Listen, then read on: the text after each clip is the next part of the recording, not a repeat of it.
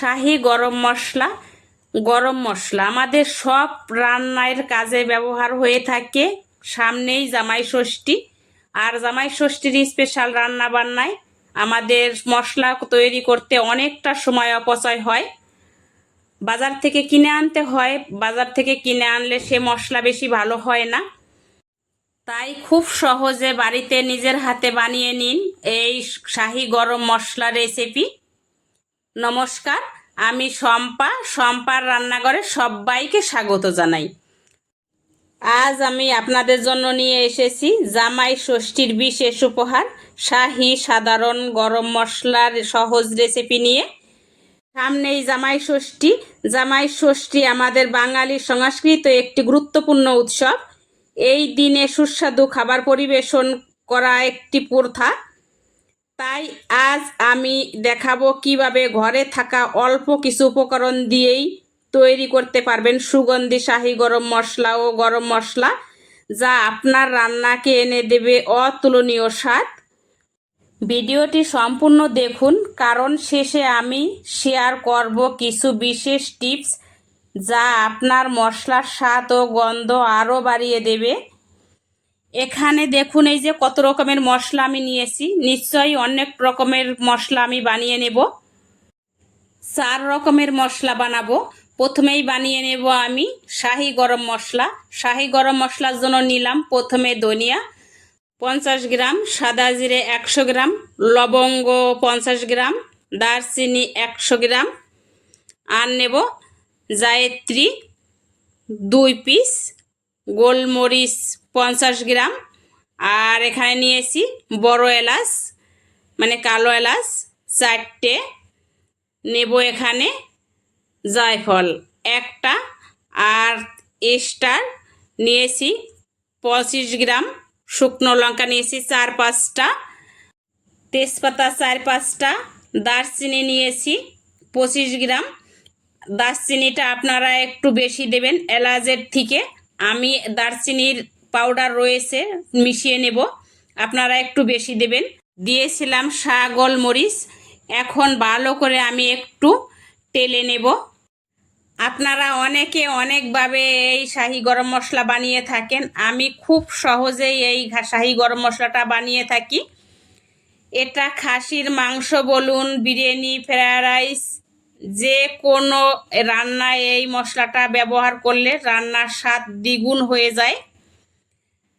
তো এখানে ভালো করে আমি টেলে নিয়ে নামিয়ে নেব। একটু ঠান্ডা করার অপেক্ষায় থাকবো 10 মিনিট পর্যন্ত। এই যে দেখুন, হাতে দিলে পরেই কিন্তু এখানে গুঁড়ো হয়ে যাচ্ছে। তাহলেই বোঝা যাবে যে আমার মশলা ভাজাটা একদম পারফেক্ট হয়েছে, কিন্তু পুড়েও যায়নি, কালারও চেঞ্জ হয়নি। তো এখানে আমি একটা মিক্সার বাটি নিয়ে নিলাম, মিক্সার বাটিতে দিয়ে দেব। মিক্সার বাটিতে মিক্সড করে আনব। চাইলে আপনারা কিন্তু চালনি দিয়ে চেলেও নিতে পারেন, আমি চালনি দিয়ে চেলে নেব না। ভালো করে মিহি পেস্ট করে আনব। এই দেখুন কতটা মিহি পেস্ট হয়েছে, চালনি দিয়ে চেলে নেওয়ার কোনো দরকার নেই।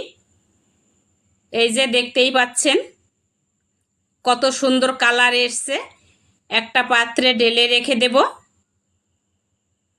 আপনারা যদি এই রেসিপিটা ট্রাই করে থাকেন তাহলে কমেন্টে জানাতে একেবারে ভুলবেন না কেমন হলো।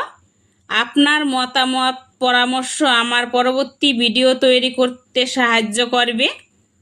তো এখানে একটা কৌটোতে আমি রেখে দেব। এই কৌটোতে ছিল আমার গরম মশলা, ফুরিয়ে গেছিলো, আবার বানিয়ে রেখে দিলাম। প্রায় 6 মাস অবধি এই মশলার ঘ্রাণ স্বাদ একই রকম থেকে যাবে, আর যে কোনো রান্নাকে অতুলনীয় করে তুলবে। আরও 3টে মশলা তৈরি করার আমার বাকি রয়েছে। তো এখানে এই যে রেখে দিলাম, এই শাহি গরম মশলাটা আমার হয়ে গেছে। এখন নর্মাল গরম মশলা রেসিপি বানাবো।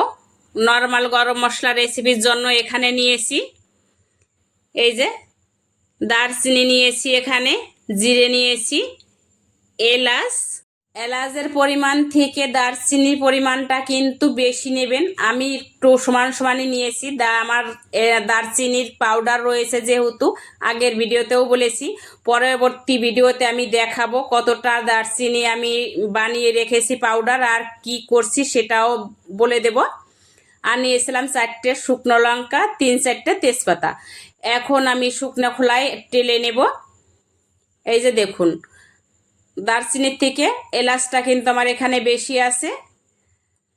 তো জিরে দিয়ে দিলাম আর লঙ্কা দিয়ে ভালো করে একটু টেলে নেব। তেজপাতা দিয়ে দিলাম।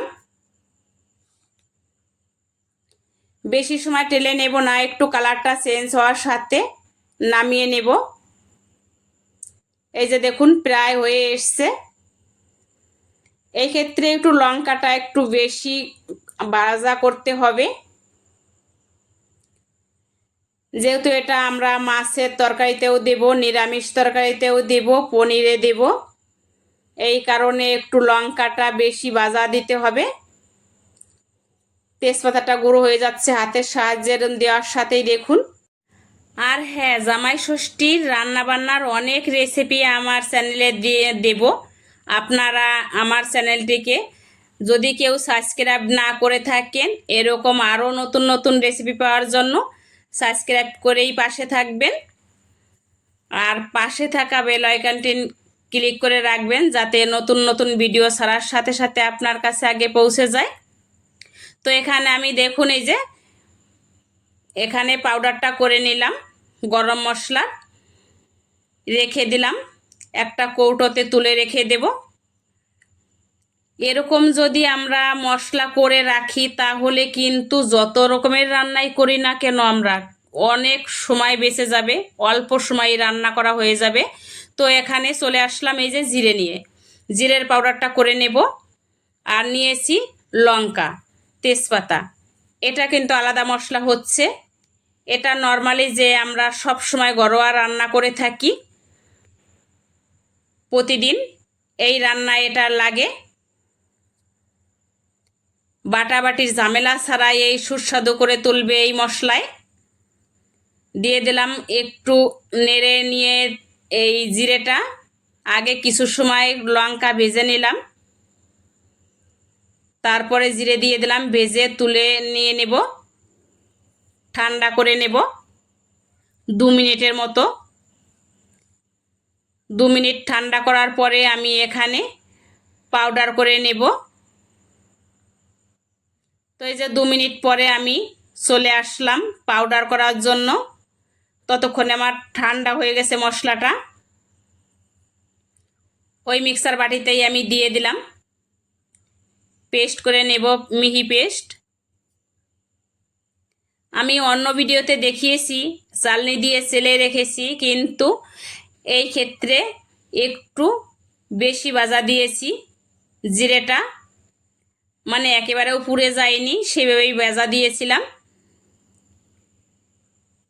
আপনারা চাইলে চেলেও নিতে পারেন, আবার নাও চেলে নিতে পারেন। না চাললে পরেও কিন্তু কোনো ক্ষতি হবে না, রান্নার স্বাদও খারাপ আসবে না, বরাবর ঠিক থাকবে।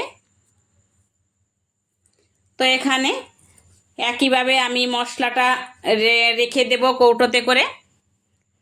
3টে মশলা আমার হয়ে গেল। আর একটা মশলা রয়েছে,